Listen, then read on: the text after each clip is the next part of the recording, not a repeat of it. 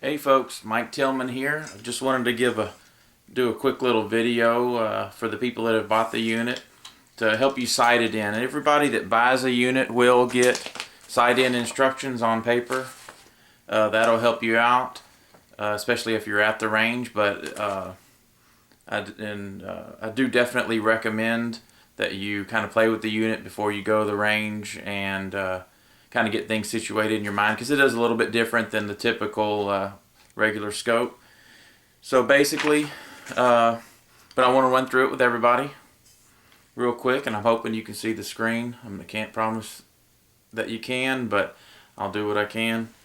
So basically, this is the unit again, like I've said in other videos. This is your focus knob to make the image more clear at various ranges. It does have a pretty wide depth of field, but you know, it takes a little bit more to focus at 20 yards than it does at 100 or 200. So anyway, when you get the unit, you charge your batteries as it says in the instructions. Make sure you charge them all fully first and do everything it says in the instructions. And then when you are ready, you've got it mounted and everything is ready to go. You'll turn the unit on with the button here as usual.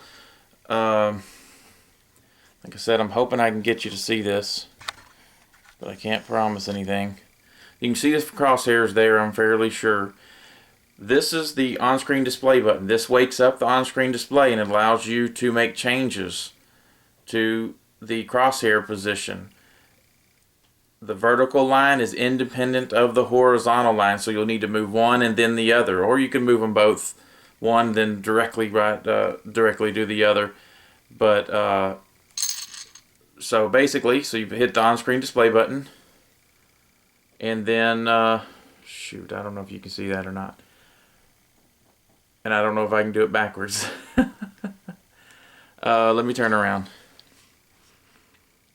So you'll go to, in order to sight it in, you will secure the rifle, you'll fire a shot, and you'll see where the bullet hole is, and you're going to move the crosshairs to the bullet hole.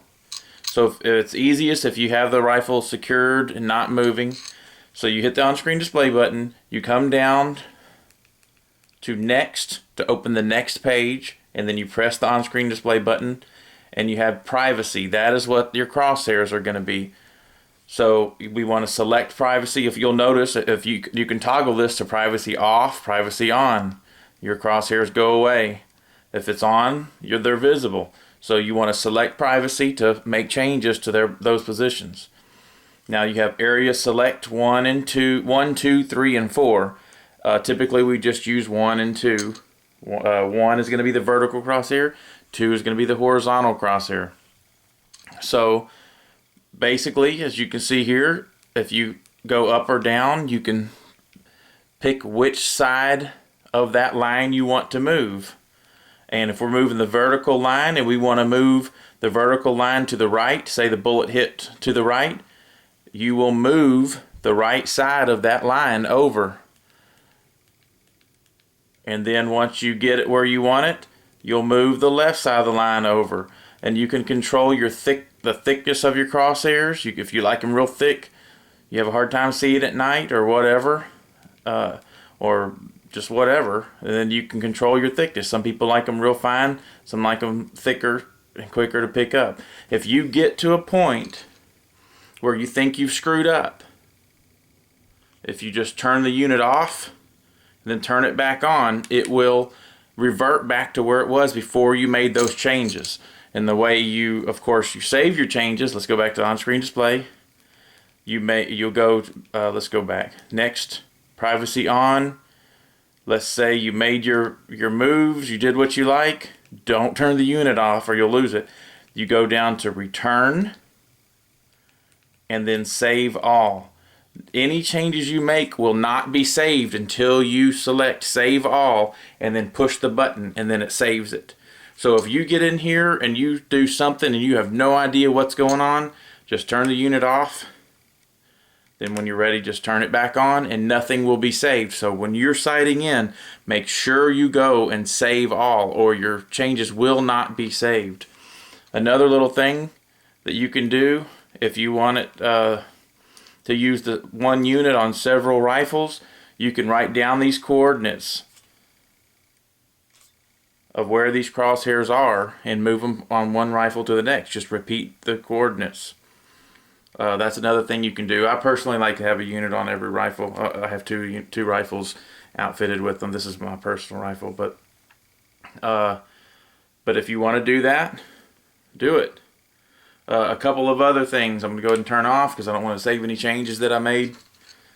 When you mount the light, the illuminator, you can mount it this way up high, or you can mount it down low. You basically just reverse the mount. I personally have kind of grown to like it up here, but if you like a little bit more streamlined and not so, tall and up there, you can mount and just turn this mount around and mount it right there. So that's pretty much it. One of the things I do want to say is make sure you load the batteries correctly. Loading the batteries backwards will damage the fuse inside the unit. It is fixable, but it's not user fixable, so you have to send it back to me. There is, in the instructions, it tells you how to do it, and also, I don't know if you can see this here, there's a little picture. Tells you what kind of batteries and the direction in which they have to go. I'm not sure you can see that. Do not load them backwards. Do not use unprotected batteries in the unit. There's a reason I supply batteries for this unit when I sell the unit, and that is because I absolutely, as much as I can require that you use protected batteries, that's what I'm doing. For safety's sake, I pretty much don't really recommend using unprotected batteries in anything. But if you use protected batteries, then you have that safety factor built in. So that's why I supply batteries with the unit. It's not even optional to get it without the batteries. So the unit is designed for those particular batteries. You don't have to buy new ones through me. They do last a long time. You don't have to buy them through me. If you would like to purchase them somewhere else, eBay has them. I will tell you who I buy them from on eBay. You can buy them directly from there. Don't blame me if you don't want to get them through me. But I do need you to use the batteries that I supply with the unit, basically for safety's sake. And there is some variation in 18650s also. The unit's made for that particular length, that particular type of battery. So, and that's pretty much it. The Sniper Hog Light 66 IR illuminator is not so critical as far as battery usage. Now it does drain the batteries a lot faster than the unit does itself. Of course, it only uses one 18650, but instructions do come with the illuminator. Instructions come with the charger if you purchase the charger separate, which is a separate charge. $15. As of right now, it's $15. There's instructions and pictures with the unit. In fact, I will show you that real quick, even though we're getting long on time. You'll get your installation instructions. You can't see that, can you? You will get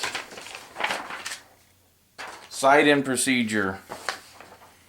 You'll get the little pictures explaining what everything is. So hopefully there's no questions.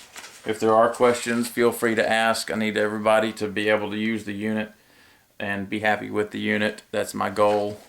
See it, people out there killing pigs. I'm a big time pig hunter. I know people use it for coyote hunting and all that, but just want people out there killing pigs. Appreciate it.